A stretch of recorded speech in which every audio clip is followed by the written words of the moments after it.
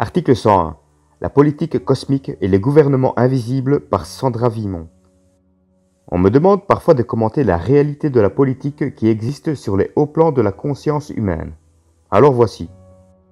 L'intégration de l'énergie prépersonnelle dans l'ego permet à ce dernier de devenir de plus en plus conscient des échanges qui se font entre différents esprits dans les hauts plans de la conscience, c'est-à-dire dans les gouvernements invisibles. L'ego est alors de plus en plus appelé à intervenir dans ces échanges via son double éthérique, pour ensuite revenir à sa vie planétaire, terrestre. La politique gouvernementale terrestre cessera un jour d'être du domaine de l'ego proprement dit, car les hautes sphères de la conscience prendront la relève à travers les égos, en dehors de toute implication personnelle ou subjective. Le type d'échange qui se fait dans les gouvernements invisibles ressemble à: quoi faire avec les individus qui ont un double éthérique mais qui diffractent trop d'énergie au niveau de leur esprit? Ces gouvernements ont un rôle à jouer pour faire avancer la conscience sur la Terre tout en maintenant la cohérence vibratoire de l'ensemble.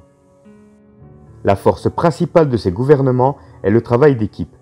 Chacun qui vibre à un sujet en particulier a automatiquement une parole et une vibration à apporter à l'ensemble des participants. La parole de chacun est importante et fait avancer la conscience des autres. La portée vibratoire de chaque table gouvernementale est ce qui génère les structures qui s'installent et s'actualisent dans la forme. Un individu peut participer à plusieurs tables de discussion. Il n'y a pas d'individu unique qui gouverne ou qui a une préséance sur les autres, mais plutôt des groupes de personnes qui travaillent ensemble pour parvenir à capter tous les angles de l'énergie du savoir, énergie qui passe par soi et par autrui. Cette caractéristique est le fondement principal des gouvernements invisibles, ce qui assure la continuité, la grandeur et de la beauté vibratoire de leur structure.